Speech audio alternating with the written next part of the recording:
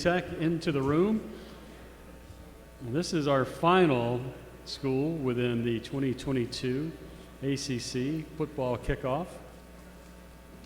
Another new head coach will join us on the stage here in Brent Pry. We will visit with Coach Pry for about 15 minutes or so, and then 5 minutes with each of the student athletes. As we have done throughout the day, and as everybody has done such a great job, keep identifying yourselves, the agency that you're with, and stand for the camera. Coach, our first question, if you follow the aisle all the way down the middle, we will get the microphone to the back, just at the edge of the row. So y'all saved the best for last, I see. Good work. That was my question. No. Mike Barber from the Richmond Times-Dispatch. Coach, when you look at a league... Speak up just a little bit, please. When you look at a league that has the depth of quarterback talent that the ACC has, what challenge does that present to your defense? Yeah, that's a great question. I think this is a heck of a quarterback league. The film I've watched and the literature I've read, I don't know that there's more depth at that position in any other league in the country. So we've got our work cut out for us. Our scheme's designed to put pressure on the quarterback.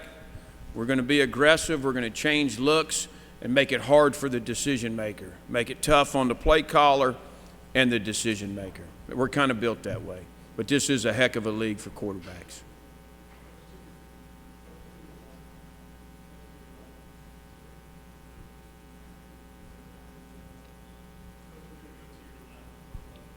Yep. Coach Dan Tortora, wakeupcalldt.com. You've been an assistant for a while, and you said it had to be the right fit to make you change that and become a head coach. What is it about Virginia Tech that just made this the right place for you to make that move? Yeah, it's a great question. What is it about Virginia Tech? I mean, it's a special place. It's not for everybody, but it was definitely for me. It was for these guys. It's a genuine place. I didn't have to pretend to be somebody I wasn't. We're going to do a great job of recruiting young men and families that identify with Virginia Tech and what's unique to us. We got a great degree. We got a great relationship with our community. We've got an unbelievable game day environment. We're a blue-collar outfit. What you see is what you get. We're relationship-based. I mean, so this thing was the right time and the right place for me, for my family. It was important that what the administration, the vision for where this program needed to go, aligned with what I thought. I've always been close to this program. I was here 95, 6, and 7, and I've stayed, obviously keeping a watchful eye on it. And, so it was important to me that the vision and the direction that the administration, that Witt and those guys believed needed to happen was aligned with what I thought. And the welcome's been awesome, and we're certainly moving in the right direction. Coach, a question from the podium. You did mention that you were in Blacksburg from 95 till 97. Must have seemed like a lifetime ago. What have you learned about football in all of those years? Yeah, I've had the great fortune of working with some unbelievable coaches. I left Virginia Tech and went to Western Carolina for a run, and then went to Louisiana Lafayette with Ricky Bussell, who was a longtime coordinator in Blacksburg. Had the good fortune to work for Tommy West at the University of Memphis, Jeff Monken at Georgia Southern, and then James Franklin. So I've been around great folks, bunch of first-year head coaches, learned a lot. Son of a college football coach, 45 years. So it's kind of just in your blood. Certain things come easy. And I do believe this is my calling, and I'm in the right place. We're going to go back to Dan in the front row to your left. Coach, coming from Penn State, like you just spoke about recently, with all the realignment and different changes and movement we're seeing in collegiate athletics, how do you look at that as a head coach, knowing that there is some uncertainty as to the shifting and what's going to happen, and geographical barriers really don't matter anymore? Yeah, for us, I've always been taught you worry about what you can control, right? That's where your focus is. What we can do is what's best for Virginia Tech. I love our brand. I don't know where else in the country, what other conference offers everything that the ACC does. Great academics, great climate, great cities, great rivalries, great talent. To me, it's a rare combination that I don't think you get in any other leagues. And I've been in the SEC and I've been in the Big Ten. So I love what we have to offer. I got tremendous faith in our commissioner and our ADs and our presidents. They're very engaged in this. And, I expect big things. Feel very confident. Going to stay on the left-hand side, Coach. He's standing just now. Hey, Coach. Tony Siracusa from Last Word on College Football. A new development today, just a couple hours ago, is the D1 Council recommending that all restrictions get taken off the transfer portal. The players can transfer as many times as they want to or need to, as long as they meet academic requirements. Does that make your job harder, maintaining your roster, your numbers, knowing who's coming and going? Yeah, the transfer portal obviously has been, right after NIL, it's been next on my list. But, we just need some end caps, right? We need some defining, some calendar dates that make sense so that it gives us a chance to keep the roster, in good condition. So I'm all for these guys having opportunities to help themselves, to be in a better situation that fits them, but at the same time, to protect our program and our players, we need that roster to be healthy, and to do that, we need some endpoints. Coach, to your left, she's standing up towards the double doors. Candace Cooper here, Locked On ACC. Coach, what has impressed you about the guys who decided to stick around under your new leadership? I'm sorry, one more time? What has impressed you about the guys that have decided to return under your new leadership from the past regime? Yeah, I think these guys are great examples. I couldn't be more proud of them. That's why they're here today with us. Great leaders, ton of maturity, have really worked through a lot of adversity. It's not easy to go through a coaching change, especially one that happens during the season. So my hat's off to these guys, and they've embraced myself, our new staff. They've been very positive, very supportive, and that's what it takes. We're in this thing together, and we're supporting one another, with the task at hand. So we've got really good young men in our program, and I'm excited about the experience and maturity that we have. Coach, from the podium, I realize I'm asking a bit of an open-ended question, but you were part of an electric game day atmosphere at your last stop. And considering your first head coaching gig, was that home game day atmosphere a variable for you in deciding how it is you were going to progress in your career? The atmosphere is important, but to me, it's part of what makes up what's so special about Virginia Tech. It's got a passionate fan base, a ton of loyalty. There's a real connection between our fans, our community, and our football program, our university. I wanted a school like that. That was important to me. And, we're going to be transparent. I'm going to be transparent because we want those fans to feel part of this thing. We want our alumni, our lettermen to be part of this thing. And to do that, I think you have to be transparent. Another question for Coach is going to come third row to your left. Bob Holliday, WRL.com. Virginia Tech had one of the league's best defenses last year, and 7 guys from that defense are back. Knowing what you know about defense, how are you excited about, how excited are you about this prospect? Yeah, we've got a good group. Obviously, as a coach, you always, you love the strengths, but it's our job to identify weaknesses and improve on those. And so we've done a good job of that this winter and spring. The guys are working their tails off to eliminate weaknesses or improve them. And, it's our job as coaches for these guys to reach all of their potential and then some. Everyone, 120 guys on the roster, all of them reach their potential. We're going to have a pretty good football team. So that's where our efforts are. I like the guys that are returning on defense. I do think we have a fair amount of experience. But what's more important to me on both sides of the ball, our best players are our leaders and our best workers. And when you have that, that's usually a pretty good formula. All right, we got 3 questions we're going to try to get into the left side. Coach. Oh, excuse me. Looks like the Hokies just got another commitment. Thank you for the heads up in the back. I thought they were raising their hands for a question, so thanks for that clarity. Yeah. We just got better, guys. Yeah. Appreciate the thumbs up back there. Gentleman with a microphone towards the double doors on the left. Yes, sir. Thank you, Coach. I'm Mark Miller with Sportsview Radio and Pennsylvania Sports Network. Over the years, many schools, and you know probably well, Penn State, have come down into Virginia and gotten a lot of great recruits. How important is it for you to basically close the border, and how hard of a task is that going to be for you? Yeah. Obviously know firsthand. It wasn't just Penn State. I was in that car and on those planes. Two of those kids from Virginia came over and saw us here at the hotel last night and this morning. Impact players at Penn State, and Virginia Tech wasn't in the conversation. Now, we got to fix that. But you get what you emphasize. And we're going to recruit the heck out of the state of Virginia. That's very important to me. I saw what it did for Coach Beamer and his staff and his program. I've always thought that about this place. It's the flagship school in the state of Virginia. But we got to put the work in. We got to invest in these coaches. We got to invest in these schools and these communities, and we're doing that. We started that from day one. So that's going to happen.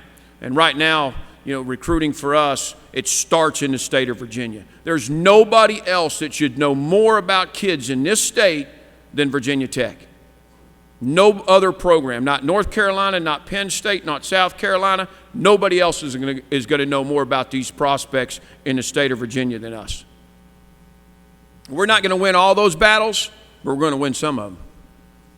We're just behind the 8 ball right now. Go ahead. Thank you. Your last question will come from the camera pit in the very back. Hi, Coach. Dave Walls from ABC 13 in Lynchburg. We got a little bit of a taste of the quarterback decision that you're facing with both Grant and Jason in the spring game. Could you talk a little bit about their progress all the way back here, Coach? I see you. Okay. Could you talk a little bit about their progress and what sort of decision, what maybe their strengths and weaknesses are as you near this last month? I'm excited about the quarterback position. Jason and Grant are both experienced play callers, signal callers. These guys, different kind of path, but what Jason did at the FCS level and then what he did at South Carolina, winning big games in big venues, that's what we would ask him to do here. Grant Wells was arguably, if not the best, one of the best quarterbacks in his conference for 2 years in a row. So both these guys bring a ton of experience, a lot of maturity. They're leaders, they're workers, they have different skill sets. I'm really excited about both of them. Whichever guy ends up number 1, we're going to have a hell of a good number 2 to go along with it. Coach, thank you. We can switch places now with Silas. Silas, our offensive lineman. Redshirt senior. Got about 5 minutes with Silas. Who would like the first question? Silas, I'll ask your first question from here at the podium. Your opponents registered 30 sacks against the Hokies last year. How do you lower that number this year? A little bit closer to the microphone. You can push the mic up if you like. Coach Pry is a little short, so. Like it's not obvious already, Silas. Probably just, working to avoid that this year is just watch film and just practice. Thank you. We're going to get the microphone to your left, right there in the front row at the edge. Silas, Dan Tortora, wakeupcalldt.com. Looking at the fact that there's numerous transfers coming into this team and a couple quarterbacks transferring in, just what you could say about blocking for them and what it's been like as you head toward the 2022 season of learning their tendencies and whatnot. It's definitely been great blocking for both Grant and Jason. I don't really pay attention to what they tend to do. I just kind of block and they make me right, to be honest. So that's about it. Silas, from the podium here again. Last year you started 4 games at right tackle, 2 at left guard, 1 at left tackle. Now for the average fan, that may not be a hard switch to make from week to week. Describe the preparation it takes to bounce from one position to the next. It definitely was not easy, but just working, whoever I was next to that week, just working closely with them, watching film together, great communication during practice and during the game. it just became kind of easy. Just got used to it, to be honest. Thank you. So we'll get the microphone all the way to the back of the room on the right. Silas, just follow the aisle all the way up the middle, and you'll see where he stands.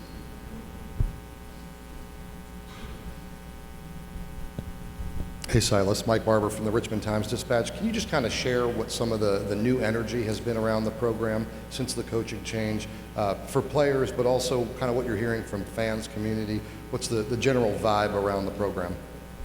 The vibe has always been what it's always been. You know, as far as players, you know, we've always been a brotherhood, and that's never going to stop, especially in the O-line room. We're all together in everything that we do. As far as the team and liking the new coaching staff, everybody loves Coach Pry and his staff. Everyone likes Coach Deej in the weight room. I feel like everyone has meshed together extremely well, and we're going to keep working through this fall camp and get ready for the season. Silas, we're going to go all the way back of the room where the cameras are set up. Hey Silas, Jesse Hansen described Coach Rudolph as a genius. How would you describe him, and what's that been like for you, having him help you develop? Having Coach Rudolph in our room has definitely, I don't want to be rude, but it's definitely been an upgrade.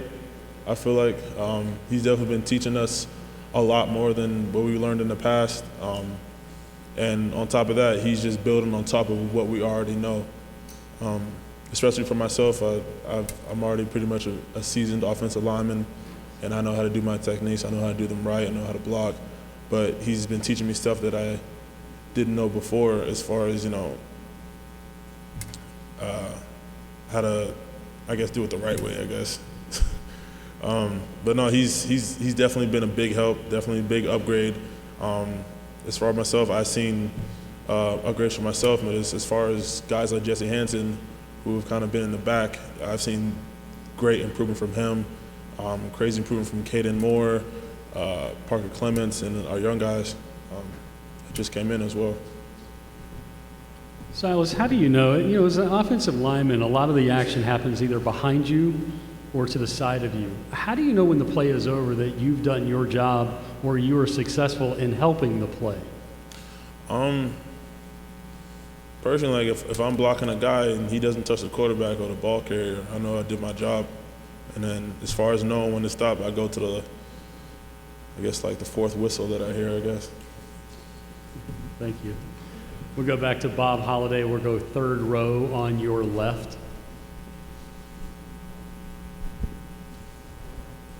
You have three members of the offensive line returning, but you've added a lot of new players at every position, but at the offensive line as well. How long does it take an offensive line to mesh when you got new guys involved? Even though they're skilled, even though they all share the same work ethic, to mesh together, how long does that take to develop?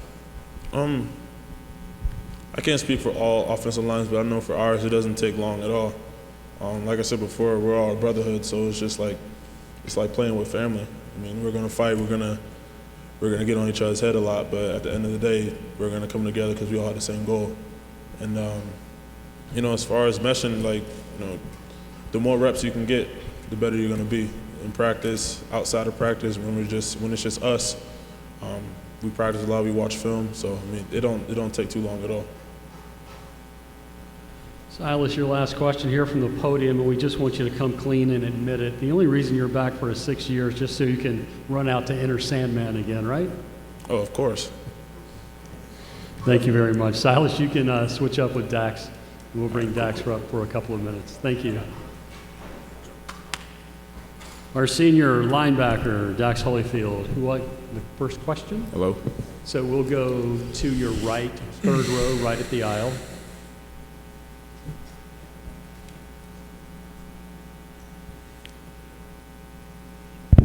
Justin Jones from CarolinaGridiron.com. Covered you from years from Shelby High School, the Shelby Pile when you take the field. How does it, to go off of Enter Sandman, how does that compare to your old high school days of the energy with the old Shelby Dog Pile? Honestly, Shelby, North Carolina and Blacksburg, Virginia are very similar. They got passionate fan bases. They all love football. And that's why I love Blacksburg so much. It really resonates at home for me personally. And I love playing in front of passionate fans, passionate people, and it just makes the whole thing that much more enjoyable. Stay there on your left, first row. Dan Tortora, wakeupcalldt.com. Dex, on your social media account, you have the last collegiate max of 380, and you have the video of that. Just speak on the weight room, achieving that, and just the energy that's there in the weight room for the Hokies. It's been great. The team, I love it. Honestly, my favorite part of football is I love the weight room. It's just great. Just throwing up weights, just having these attainable goals each and every day. Is going out there and getting better. And I love the team being bought into the weight room. If you can definitely tell people getting things out of it. Just people getting stronger, just looking more defined, just looking as more like football players each and every day. And it's just great to see those guys. But the funny thing about that is, it's 380, and then I got on Twitter, and there was a guy from NC State, like a freshman linebacker, who just pulled 405 that same morning. It was just like, man, you just got to show me up like that. It was crazy. So, it's pretty good. Left side, third row. Bob Halliday, WRL.com. Dax is the leader of this defense, which was one of the best defenses in the league last year. What was your reaction when you found out your new coach was going to be a defensive guy? And not just a defensive guy, but a guy who had helped Frank Beamer in 95, 96, Bud Foster, 95, 96, 97, some of the greatest seasons in the history of Hokie football. It was really exciting. Coach Pry recruited me a little bit at Penn State, so I knew of him before, but it was exciting to get like a guy that knew the standard that was in Blacksburg back, like he came from GAing for Bud Foster, so he knew what it took to have success in Blacksburg and in Virginia Tech. So it was really exciting to get that back, and everything he stands for throughout what I've learned from him over the past seven months stands true to that. He's an excellent man. He treats people right, and it's going to be an exciting season with him. Dax, question from the podium here, not football related. You've got quite the skill in the kitchen. I try. What's your go-to dish? What do you like to make the most? I cook a mean chicken parm.